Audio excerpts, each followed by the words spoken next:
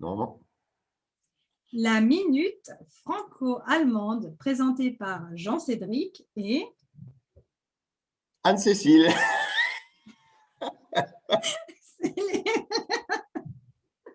Alors, comment vas-tu aujourd'hui de ton côté du Rhin? Bah écoute, plutôt bien. C'est un peu plus gris aujourd'hui, mais c'est pas grave. Écoute, on fait avec, mais ça va plutôt bien. Et toi, Mhm. wie geht's dir in Stuttgart? Gut, es geht mir gut. Je pense que le temps va nous arriver aussi, ça arrive souvent de Strasbourg, ça vient vers nous, donc ça ne devrait pas tarder à être gris chez nous. Ah, Et d'accord. la dernière fois, on avait discuté de la ponctualité entre la différence en fait de notre perception de la ponctualité entre les Français et les Allemands. Et on avait dit qu'aujourd'hui, on parlerait de la gestion du temps. Ça te fait La penser à gestion du quoi? temps. La gestion du temps, ça me fait penser, souvent à ce que j'entendais, chez mes clients. C'était, «Keine Zeit, wenig Zeit». Ça te parle? Oh oui, et d'ailleurs, un bon exemple par rapport à ce Keine Zeit, wenig Zeit, c'est les Allemands dans une file d'attente. C'est quoi ton expérience? Mon expérience? Oh purée, Ouais. mon expérience. Écoute, c'est une très bonne question. Moi, j'ai vécu ça au quotidien et c'est très particulier parce que dans une file d'attente, hem, les Allemands te squeezent. Ils te collent vraiment derrière. Tu sens la pression parce qu'ils veulent pas perdre de temps Mm.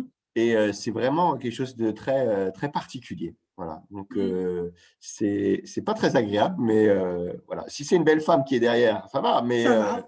mais sinon, c'est un peu gênant. Et toi, pour les Français, Anne-Cécile, quelle est ton expérience? Eh ben, mon expérience, elle est un peu différente. Voilà, il y a le corona ces temps-ci, mais même avec la distance, on sent la pression de devoir aller vite. Et en France, c'est plutôt on prend son temps, on discute avec la personne derrière nous, on ne voit même pas que les produits sont en train d'avancer euh, sur le tapis roulant. Enfin, c'est vraiment un autre monde, quoi. C'est très Mmh. différent. Et si on parle, par exemple, de la prise de rendez-vous, comment, tu vis ça? Comment tu prends tes rendez-vous, toi, avec tes clients allemands? Bah, en général, je leur dis surtout pas que notre rendez-vous va durer longtemps, parce que j'ai réalisé qu'ils n'aimaient pas du tout l'idée de perdre du temps. Ah ah, OK. Ouais, c'est quelque chose, ça me parle parce que dans mon expérience, ben, écoute, c'est vraiment, 30 minutes, c'est apporter du nouveau, du concret, donc il faut pas venir juste pour, taper la causette. Donc c'est vraiment quelque chose que j'ai vécu au quotidien avec mes clients, allemands. Et toi, avec tes clients français, tu fais comment? Bah, en général, je les invite au resto, on va boire un café, il y a une interaction sociale, il y a vraiment besoin de ce côté social, de cet Mmh. échange, pour ensuite pouvoir parler d'affaires. Donc, D'accord. il y a besoin de prendre ce temps. Mmh. Et donc, en Prendre du général, on va au temps. resto. Ouais. Et alors, si on se mettait d'accord, pour, nos amis, franco-allemands qui nous écoutent, chacun pourrait faire un pas, vers l'autre. Donc, qu'est-ce que tu proposes toi, par exemple? Ben, si on pense aux Allemands, quand ils interagissent avec des Français, bah, de prendre plus de temps Mmh. pour cette fameuse interaction sociale, pour créer ce fameux lien. Parce que pour le Français, le lien, c'est aussi une base pour le Vertrauen. Euh, Mmh. donc, c'est Ouais, important d'avoir ce lien social parce que sinon, on ne peut pas faire confiance. d'accord. Enfin, c'est plus difficile. Et toi, tu dirais quoi, un Allemand?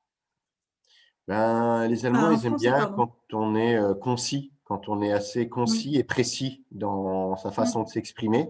Et donc du coup, ils aiment on pourrait dire aux Français: «Ben, soyez, quand vous avez un client allemand, soyez plus concis, soyez plus direct, plus, Mhm. précis dans vos réponses, à leurs questions», tout simplement. Voilà. Oui, non, ça c'est vrai, ouais.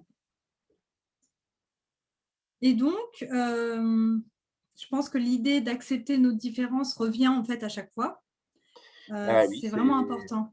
Moi, j'y crois vraiment, c'est-à-dire accepter nos différences pour mieux réussir ensemble. Donc, Mhm. voilà, le couple franco-allemand, le couple gagnant. Donc, c'est exactement ça. C'est faire un pas vers l'autre également. Mm. Et dis-moi, Anne-Cécile, ben, de quoi on pourrait ben, parler pour la prochaine fois pour nos auditeurs? Qu'est-ce que tu souhaiterais qu'on aborde comme sujet? Ah, on pourrait parler de discipline et du respect des règles. Je pense que ça serait assez intéressant de voir là où on est complémentaires à nouveau. D'accord, ok, ben, avec plaisir. Ben, écoutez, au plaisir de vous retrouver toutes et tous pour notre minute franco-allemande avec Anne-Cécile et moi-même, et Jean-Cédric. Donc, ben, qu'est-ce que tu pourrais ajouter, dis-moi? bah, la petite phrase de fin, vive le franco-allemand.